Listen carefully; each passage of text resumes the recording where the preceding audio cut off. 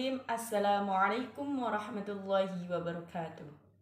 طيب نحن من فرقة الثانية نريد أن نبين عن pola-pola disiplin waktu dalam budaya Arab dan perbandingannya dalam budaya Indonesia.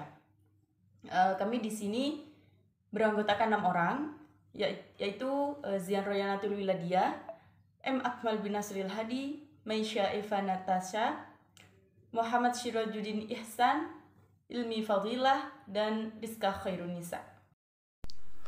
Assalamualaikum warahmatullahi wabarakatuh. Nama saya Muhammad Syirajuddin Ihsan dari PPAA akan menjelaskan tentang disiplin waktu. Manusia tentu sangat mengharapkan dirinya untuk memilih semua pola hidup yang teratur dan sehat.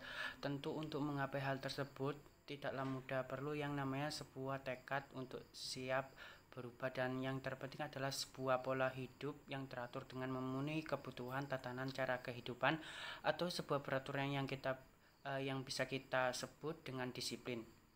Menurut Kamus Besar Bahasa Indonesia, kata disiplin memiliki arti kata tertib, baik di sekolah, kemiliteran, dan sebagainya. Ketaatan kepada peraturan di bidang studi yang memiliki objek sistem dan memenuhi tertentu.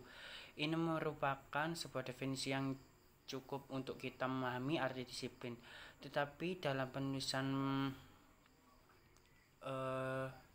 hal ini yang mendorong setiap di sini disiplin adalah sikap yang selalu tepat janji sehingga orang lain mempercayainya, karena modal utama dalam beribadah dalam memperoleh kepercayaan dari orang lain. Disiplin berasal dari bahasa Latin discere yang berarti belajar. Dari kata ini timbul kata disciplines yang berarti pengajaran atau pelatihan. Disiplin berasal dari bahasa Inggris yaitu disciples yang berarti pengikut atau murid. Dan sekarang kata disiplin mengalami perkembangan makna dalam beberapa pengertian. Pertama, disiplin diartikan sebagai kepatuhan terhadap peraturan atau tunduk pada pengawasan dan pengendalian. Kedua, disiplin sebagai latihan yang bertujuan mengembangkan diri agar dapat berlaku tertib. Kemampuan kerja keras yang kita peroleh dari disiplin akan melahirkan mental yang sangat erat dan tidak mudah menyerah walaupun dalam keadaan sulit.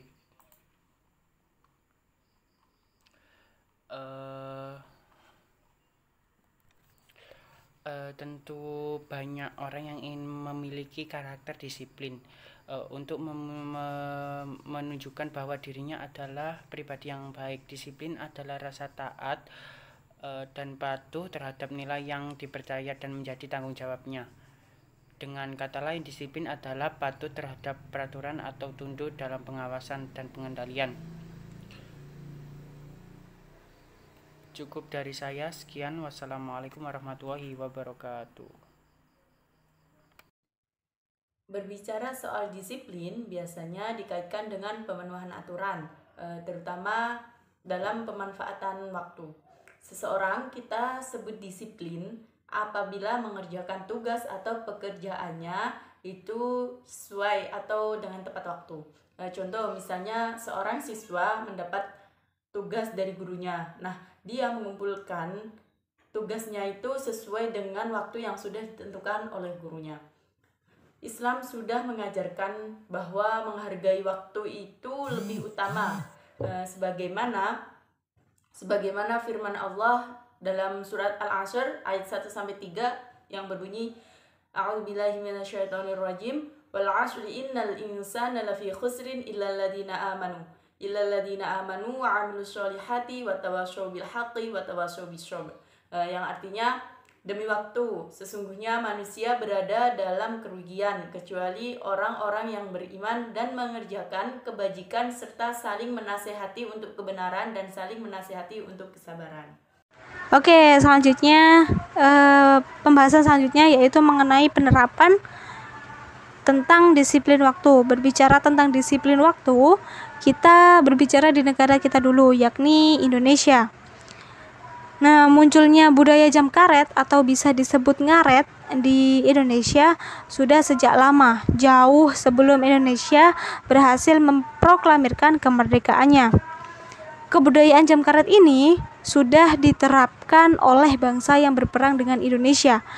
Sejak keadaan ini belum sempat diperbaiki oleh pendahulu kita di masa itu, karena mereka lebih fokus pada wilayah memperbaiki perekonomian bangsa dan struktur pemerintahan dan lain sebagainya.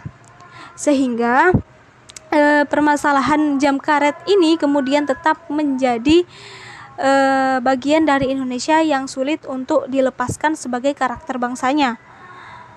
Nah, jam karet dapat kita rumuskan bahwa masyarakat Indonesia yang notabene adalah masyarakat agraris lebih memaknai waktu sebagai sesuatu yang tak berujung. Sebagai petani nih, mereka tidak dituntut tepat waktu seperti pekerja-pekerja industri, dan hampir bersamaan dengan itu manusia Indonesia lebih pada menyerah pada keadaan. Semboyan alon-alon asal kelakon, dan lebih baik terlambat daripada tidak sama sekali. Dengan dilengkapi semboyan kebersamaan, makan gak makan asal ngumpul menjadi alternatif pilihan yang kemudian terpatri dalam menjalankan kehidupan. Persoalan penghargaan terhadap waktu bukan tidak penting, tapi permasalahan jiwa dan seni jauh lebih mendahului itu semua. Adapun mengenai solusi yang ditawarkan, yakni digolongkan menjadi dua jangka panjang dan jangka pendek. Baik jangka pendek maupun jangka panjang, semua akan sia-sia tanpa dukungan dan perjuangan bersama dari masyarakat Indonesia. Keharusannya adalah mulai berbenah dari sekarang dan mulai dari diri sendiri. Karena amat banyak orang yang berpikir untuk merubah dunia, tapi teramat sedikit mereka yang berpikir untuk merubah dirinya sendiri. Adapun contoh satu hal disiplin waktu dalam budaya Arab dari referensi yang saya dapat, yakni ketika mendengar adzan semua pekerjaan ditinggalkan. Jadi di Arab ketika azan berkumandang, maka semua pekerjaannya itu ditinggalkan. Semua orang berbondong-bondong menuju ke masjid untuk melakukan sholat berjamaah. Kalau di Indonesia sepertinya kebiasaan ini belum terjadi ya. Jadi itulah pandangan mengenai penerapan disiplin waktu baik di Indonesia dan di Arab. Sekian, terima kasih dari saya. Berikut ini perbedaan disiplin waktu di Indonesia dan di Arab Saudi atau di negara yang lain. Untuk terutama di Arab Saudi, ketepatan waktu bukanlah hal yang sangat penting di Arab Saudi. Jadi jangan kaget kalau emang ada yang ngaret setengah jam atau bahkan 1 jam dalam perjanjian atau pertemuan di Arab Saudi. Namun di Indonesia itu disiplin waktu menjadi kebiasaan yang sudah memudar dari berbagai tradisi, dari tradisi yang dulu sampai tradisi yang sekarang. Itu perbedaannya. Perkara menghargai waktu memang berbeda-beda tergantung banyak hal, kondisi dan situasi dalam perjanjian tersebut. Misal kondisi geografis ataupun budaya yang sudah berumur ratusan hingga ribuan tahun, tapi sebaiknya kalau kita berjanji atau kita mendatangi sesuatu, sebaiknya kita selalu tepat waktu setiap saat, meskipun sebenarnya ngaret atau tidak disiplin itu adalah budaya kita. Namun kita tetap usahakan untuk disiplin waktu dengan baik dan benar. Kurang lebihnya saya mohon maaf. Wassalamualaikum warahmatullahi wabarakatuh. Bismillahirrahmanirrahim. Baik, di sini saya akan sedikit mungkin berbicara tentang poin-poinnya saja ya, yaitu tentang disiplin waktu dalam budaya bangsa Arab. dan Indonesia, kayak perbedaannya gitu. Di sini Indonesia merupakan negara yang memiliki ciri khas tertentu yang membedakan dari negara-negara lainnya. Kemudian keanekaragaman suku dan budaya yang ada di Indonesia menjadi salah satu ciri khas masyarakat Indonesia. Dalam kehidupan berbangsa dan bernegara, tidak terlepas dari adanya benturan-benturan perbedaan kebudayaan antara satu daerah dengan daerah yang lain. Nah, di sini komunikasi itu dapat diartikan sebagai suatu bentuk komunikasi. Kemudian, di sini menurut Hall menyatakan bahwa budaya mengatur waktu dalam satu atau dua. Budaya mengatur waktu itu dibagi menjadi dua, yaitu monokrom atau mid time dan polikronik atau peak time. Nah, di sini pendekatan berbeda dalam melihat dua pendekatan itu memiliki pendekatan berbeda dalam melihat dan menggunakan waktu untuk menggambarkan seluruh kebudayaan dan bukan individu. Dan definisi ini menunjukkan bahwa budaya yang berbeda memiliki persepsi waktu yang berbeda juga, di mana monokrom dan polikrom ini harus dilakukan harus dilakukan dengan pengertian waktu, yang artinya bagaimana kita memandang dan mengelola waktu waktu.